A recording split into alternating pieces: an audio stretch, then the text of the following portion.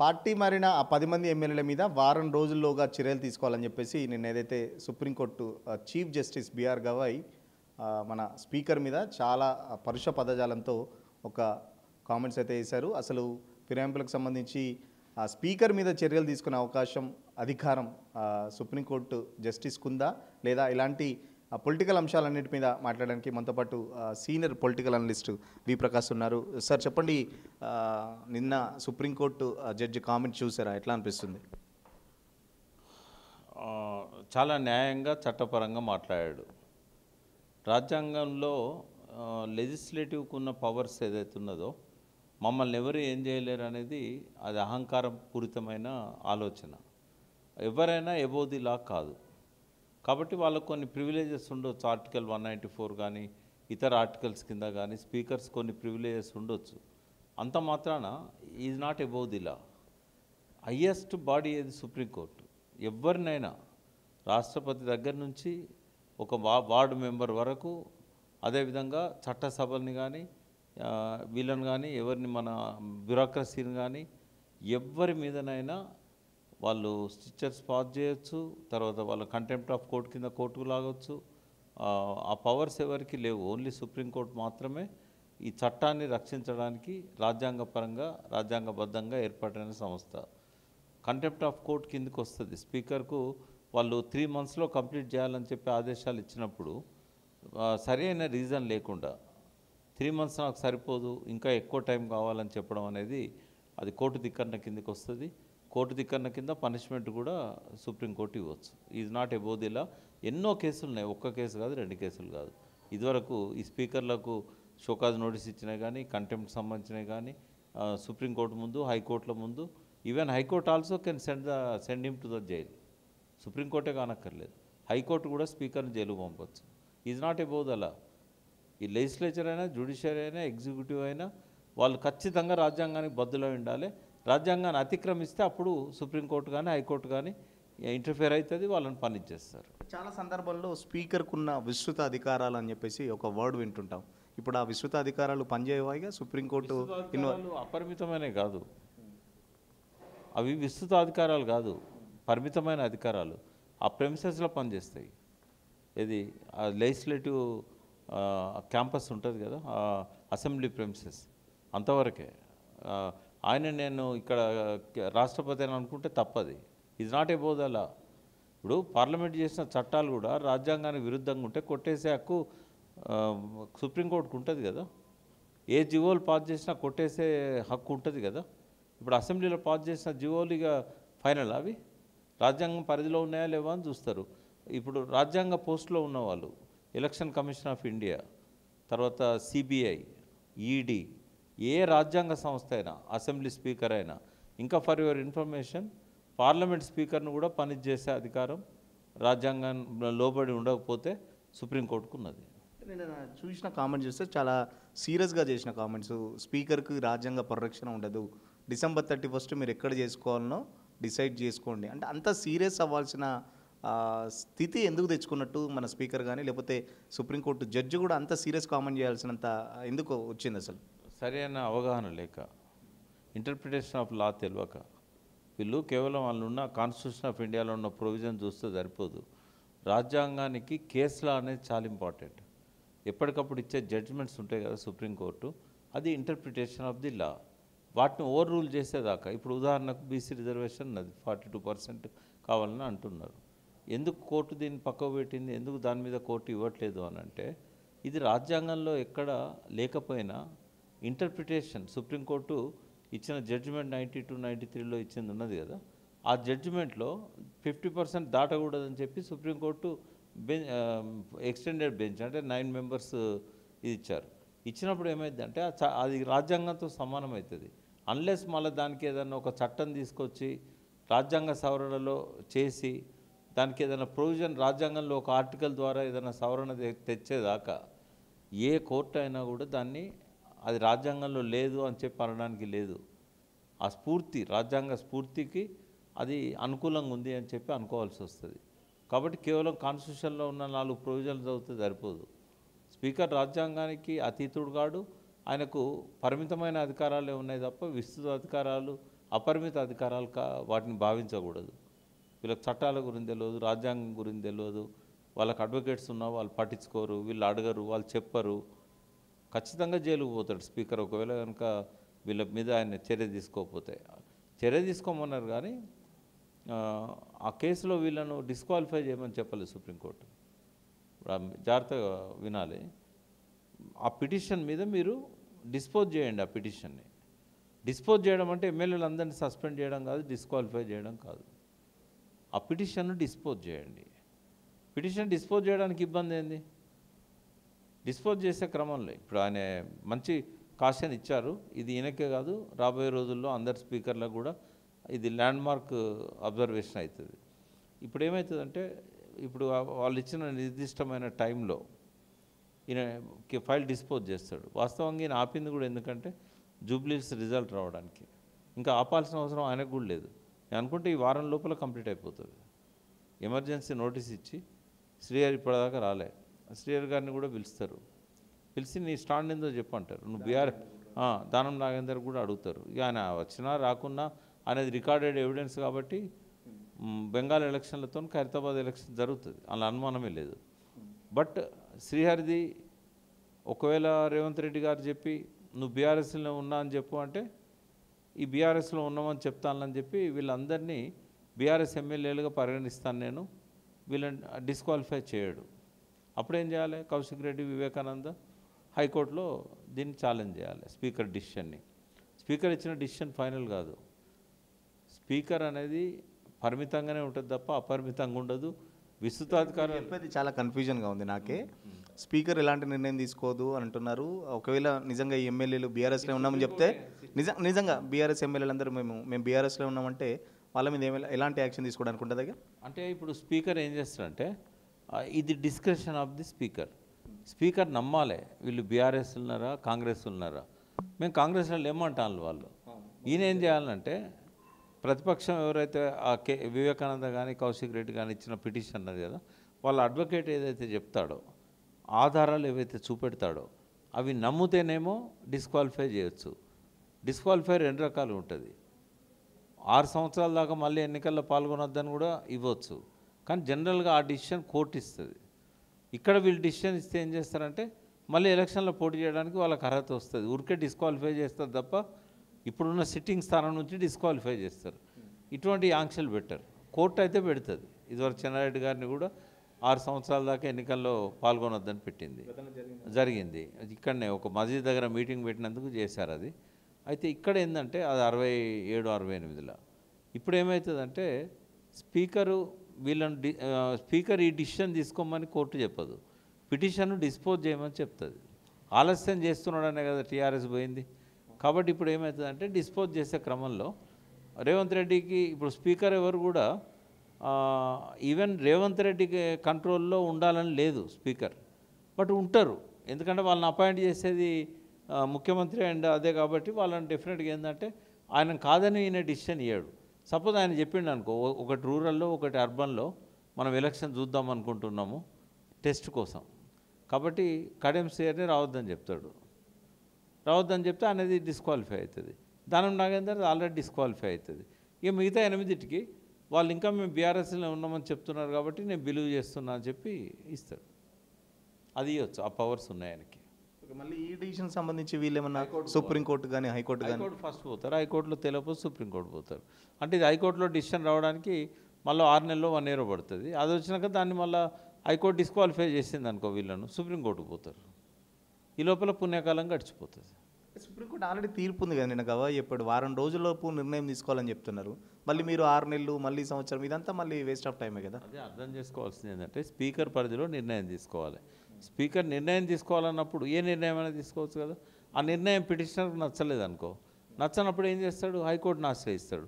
High court ఇచ్చే judgement ఎంత కఠినమైనదైనా appeal చేసుకునే అధికారం ఉంటుంది కదా, సుప్రీంకోర్టు పోతారు. అట్లా అంటే మొన్న కోల్కతాలో ముకుల్ రాయ్ అనేది ఒకటి ఉంది కదా, దానికి సంబంధించి ఆ ఎఫెక్ట్ ఇక్కడ ఏమన్నా పడుతుందా? దానికి సంబంధించి ఆ నిర్ణయం సంబంధించి స్పీకర్ మీద ఎలాంటి ఎఫెక్ట్ పడబోతుంది? వాళ్ళు ఒక ప్రొసీజర్ ప్రకారమే కదా ముకుల్ రాయ్ చేసింది.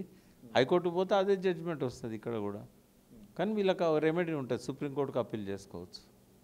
అదే సరే చట్టప్రకారంగా పక్కన పెడితే ఒకవేళ ఇప్పుడున్న పరిస్థితిలో 10లో మీరు అన్నట్టు రెండే వస్తే రెండిట్లో ఎవరికి ప్లస్ అవుతుంది? మొన్నటికి మొన్న బీఆర్ఎస్ జూబ్లీహిల్స్లో ఓడిపోయిన పరిస్థితి. సో మళ్ళీ గవర్నమెంట్లో ఆల్రెడీ ఇప్పుడు సిట్టింగ్లో అధికారంలో కాంగ్రెస్ పార్టీ ఉంది. మళ్ళీ ఈ 2 స్థానాలు కూడా ఎలా ఉంటాయి? ఎలక్షన్స్ జరిగితే దానికి సంబంధించి ఏం చెప్తారు? అంటే మొన్నటి ఎన్నికల్లో కొంత హైప్ క్రియేట్ అయింది. అన్ని సర్వేలు కూడా బీఆర్ఎస్ గెలుస్తుందని చెప్పింది కాబట్టి కొంత ఓవర్ కాన్ఫిడెన్స్లో ఉన్నట్టు కనబడ్డది బీఆర్ఎస్. రెండవది ఇంత దిగజారుతారా ఎన్నికల్లో తెలంగాణకు ఒక దాదాపు ఈ 57 ఏళ్ళ సమైక్య రాష్ట్రంలో కానీ ఈ 10 ఏళ్ళ తెలంగాణ రాష్ట్రంలో కానీ ఏనాడు కూడా తెలంగాణ ఒక ఓల్డ్ సిటీలో తప్ప ఎక్కడ రిగ్గింగ్ చూడలేదు. ఎక్కడ పోలీసులు కొంతమంది పోయి ఓట్లు వేయడం చూడలేదు. మైనర్ పిల్లలు వచ్చి బూతులలో పోయి ఓట్లు వేయడం చూడలేదు. ఎలక్షన్ కమిషన్ 100% ఒక పార్టీకి సరెండర్ కావడం చూడలేదు. ఇవన్నీ కూడా తెలంగాణకు కొత్త అనుభవాలు. సో రేవంత్ రెడ్డి ఏం చేసిండంటే అన్ని కార్డులను ఓపెన్ చేశాడు ఒక్క ఎన్నిక కోసమే. ఇక అందరికీ తెలిసిపోయింది Revanth Reddy mark poll management ఎట్లుంటుంది. అంటే అది ఒక్కటే చేసి గెలిచిండని నేను అనను. ఆడ క్యాండిడేట్ యొక్క ప్రజల్లో ఉన్న క్యాండిడేట్ పలుకుబడి, క్యాండిడేట్ ఫాదర్ ఇన్ఫ్లుయెన్స్ ఇవన్నీ కూడా పనిచేసినాయి. దాంతోపాటు 50% నేను క్రెడిబిలిటీ గవర్నమెంట్ ఉన్నది కాబట్టి ప్రజలు పనులు చేయించుకోవాలనుకుంటాను కాబట్టి రేవంత్ రెడ్డి బెదిరింపులు, కార్యకర్తల బెదిరింపుల వల్ల ఓట్లు కొంత రావడము ఇవన్నీ కూడా పోల్ మేనేజ్మెంట్కు తోడ్పడ్డాయి. పోల్ మేనేజ్మెంటే సోల్ రీజన్ కాదు. ఇవన్నీ కూడా రేవంత్ రెడ్డి చేస్తాడనేది ఇప్పుడు ఈ ఎన్నిక ద్వారా తెలిసిపోయింది. అల్టిమేట్గా ఏమైందంటే గెలిచినమా లేదా అనేది ఉంటుంది. నువ్వేం చేసినావు అనేది ఎవరు పట్టించుకోరు. రాబోయే రోజుల్లో కూడా ఇంకా దిగజారుతారు. ఈ విలువలన్నీ పోతూ ఉంటాయి. అయితే బీఆర్ఎస్ కూడా ఇప్పుడు ప్రిపేర్ అవుతుంది అన్నిటికీ. ఎందుకంటే కత్తి పట్టుకొని నరుకుతానని వస్తా అంటే కత్తి పట్టుకొని నేను ఎదుర్కొంటానని నిజాయితీని కొంత, మంచితనాన్ని కొంత, కంజూస్తానని కొంత వాళ్ళు కూడా దిగజారుతారని చెప్తున్నారా ఇండైరెక్ట్గా? గెలవాలంటే అంతే కదా, ఖచ్చితంగా దిగజారాల్సి వస్తుంది. అల్టిమేట్గా గెలిచినమా లేరు కదా, ఇట్లా డబ్బులు ఖర్చు పెట్టడానికి అధికారంలో ఉండటానికి ఏంది? దొంగ ఓట్లను నమోదు చేయడానికి అధికారంలో ఉండాల్సిన అవసరం ఏంది? ఇప్పుడు జూబ్లీహిల్స్కి ఒక ఆయన వస్తాడు, కిరాయికి ఇల్లు తీసుకుంటాడు, ఆడికి ఓటర్ నమోదు చేయడానికి పోతే నేను ఇల్లు ఉన్నా అని చెప్పి పెడతాడు. తప్పడతావా? అక్కడంతా మైగ్రెంట్సే కదా, తెలంగాణ పల్లెలకి వెళ్ళి వచ్చి సెటిల్ అయిన వాళ్ళే కదా ఎక్కువ మంది. శ్రీకాకుళం నుంచి వచ్చి కృష్ణా గోదావరి జిల్లాల నుంచి వచ్చిన వాళ్ళే కదా. ఎవరైనా జూబ్లీహిల్స్లో పుట్టిన వాళ్ళు ఎంతమంది దొరుకుతారు నీకాడ? ఉండరు. కాబట్టి ఆయన ఎట్లయితే 24,000 మందిని తీసుకొచ్చి కొత్త ఓటర్లుగా నమోదు చేయించాడో రేపు వీళ్ళు కూడా చేయిస్తారు ఖైరతాబాద్లో. అర్బన్లో చాలా ఈజీ కదా. రూరల్లో ఏం చేసినా గెలవరు. రూరల్లో కాంగ్రెస్ ఏం చేసినా గెలవరు. ఇన్ని రిగ్గింగ్లు చేసినా ఒక్కొక్క ఓటు 10,000 ఇచ్చినా కూడా తింటారు. ఓట్లు మాత్రం బీఆర్ఎస్కి గుర్తారు. రూరల్లో ఎక్కడ ఎలక్షన్ పెట్టినా బీఆర్ఎస్ వస్తుంది. అర్బన్లో మాత్రం కొద్దిగా ఫైట్ చేయాల్సి వస్తుంది. ఎందుకంటే క్యాండిడేట్ను కూడా జాగ్రత్తగా సెలెక్ట్ చేయాలి. ఎందుకు రూరల్కు అర్బన్కు ఉన్న తేడా ఏంటి? రూరల్లో డైరెక్ట్ అసలు కాంగ్రెస్ ఓటేరు 10,000 ఇచ్చినా అని చెప్పేసి అంత కాన్ఫిడెంట్గా ఎందుకు చెప్తున్నారు? రూరల్లో పథకాలు ఏవైతే అమలవుతున్నాయో అవన్నీ అర్బన్లో అమలు కావట్లేదు. ఉదాహరణకు ఇప్పటికీ 4 సార్లు రావాల్సిన రైతు బంధు కేవలం ఒక్కసారి వచ్చింది, కొంతమందికి 2 సార్లు వచ్చింది. అది చాలా ఎఫెక్ట్ ఉన్నది.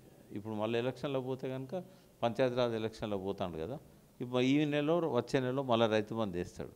కానీ తెలుసు వాళ్ళకు పెన్షన్స్ 4,000 చేస్తా అన్నాడు, అందరు ఆశపడి ఓట్లేశారు, మోసం చేసిండు అనేది ఎస్టాబ్లిష్ అయింది. షాదీ ముబారక్ కళ్యాణ లక్ష్మి చెక్కులు కూడా సరిగ్గా డిస్ట్రిబ్యూట్ చేయట్లేదు. 15,000 కళ్యాణ లక్ష్మి పెండింగ్ ఉన్నాయి, 26,000 షాదీ ముబారక్ పెండింగ్ ఉన్నాయి.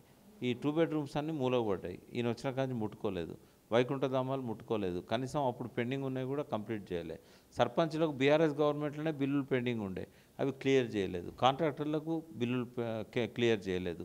ఈ 2,500 మహిళలకు ఇస్తానన్నది ఇవ్వలేదు. విద్యార్థినులకు ఇస్తానన్న స్కూటీలు ఇవ్వలేదు. విద్యార్థులకు ఇస్తానన్న 5 లక్షల రూపాయలు ఆర్థిక సహాయం చేయలేదు. ఓవర్సీస్ స్కాలర్షిప్స్ లేవు. మైనార్టీ స్కూల్స్లలో కూడా ఇప్పుడు అస్తవ్యస్తంగా ఉంది. అమ్మాయిలు ఆత్మహత్యలు చేసుకుంటున్నారు, అబ్బాయిలు చనిపోతున్నారు. ఎంతోమంది చనిపోయారు రేవంత్ రెడ్డి వచ్చిన తర్వాత. కరెంట్ కటింగ్స్ మొదలైనవి. మిషన్ భగీరథ నీళ్ళు 2 రోజులకు ఒకసారి వస్తున్నాయి. తర్వాత ఎన్నైతే కేసీఆర్ క్రెడిట్లో ఉన్నాయో అవన్నీ కూడా ఇంప్లిమెంట్ కావట్లేదు. మిషన్ కాకపోతే మళ్ళీ ముట్టుకోలేదు చెరువులను. చెక్ డ్యామ్స్ పెండింగ్ ఉన్నాయి, కంప్లీట్ చేయలేదు. అంటే దీంట్లో దాదాపు రూరల్ పక్కన పెడితే అర్బన్లో కూడా మ్యాక్సిమం ఇలాంటి సమస్యలే ఉన్నాయి. అర్బన్లో కూడా బీఆర్ఎస్ పార్టీ అటు కేటీఆర్ కానీ లేకపోతే బీఆర్ఎస్ నాయకులందరూ మన జూబ్లీహిల్స్లో ప్రచారం చేశారు. అయినా కూడా కారు కావాలా బుల్డోజర్ కావాలని చెప్పేసి కూడా ప్రచారం చేశారు. అయినా బుల్డోజర్కే అంటే కారును పక్కన పెట్టి మళ్ళీ కాంగ్రెస్కే పట్టం కట్టిన పరిస్థితి కదా. బీఆర్ఎస్ క్యాంపెయిన్లో చాలా లోపాలు ఉన్నాయి. నేను లోపాలని మీడియా ముందు చెప్పాను, కేటీఆర్ గారికి చెప్తా. ఎందుకంటే చాలా లోపాలు ఉన్నాయి బీఆర్ఎస్ క్యాంపెయిన్లో. ఓట్లేసే వాళ్ళను డైరెక్ట్గా ఇన్ఫ్లుయెన్స్ చేయగలిగిన మాటలు చెప్పలేకపోయారు. అవేంటి అనేది మాట్లాడదాం. ఇప్పుడు చెరువులు ఏం లేవు జూబ్లీహిల్స్ కాన్స్టిట్యున్సీ, చాలా తక్కువ, ఎక్కడో ఒక దగ్గర, అది కూడా ప్రొటెక్టెడ్. ఇదివరకే కబ్జాలు అయిపోయినాయి. కొత్తగా బుల్డోజర్ ఎందుకు వస్తుంది చెప్పండి? హైడ్రా ఎక్కడ? ఇప్పుడు నీకు రంగనాథ్ గారు ఏం చేశారంటే చాలా జాగ్రత్తగా ఫస్ట్ దూకుడుగా పోయారు. ఎప్పుడైతే మాలాంటి వాళ్ళందరం దాని హిస్టరీలు తీసి చెప్పామో ఆయనకు అర్థమైపోయింది. ఎందుకంటే ఆంధ్రాలో కానీ భారతదేశంలో ఏ రాష్ట్రంలో కానీ చెరువులలో ప్రైవేట్ పట్టాలు ఉండవు. అవి ఓన్లీ నైజాం స్టేట్లోనే ఉంటాయి. ఆ సంగతి ఆయనకు చెప్పిన తర్వాత అప్పుడు ఆయన రేవంత్ రెడ్డికి చెప్పి అట్లా మీడియాల ద్వారా మేము మాట్లాడినాయి కానీ, రెవెన్యూ వాళ్ళు చెప్పినాయి కానీ, ఇరిగేషన్ వాళ్ళు చెప్పినాయి కానీ, ఇవన్నీ ఆయన అర్థం చేసుకొని సార్ ఇట్లా పోతే మనకి ఇబ్బంది అవుతుంది, ఆ ల్యాండ్ రికవరీ చేసినా కూడా మనం తీసుకోలేము. ఇప్పుడు అది రికవరీ చేశారు, గవర్నమెంట్ తీసుకోరాదు.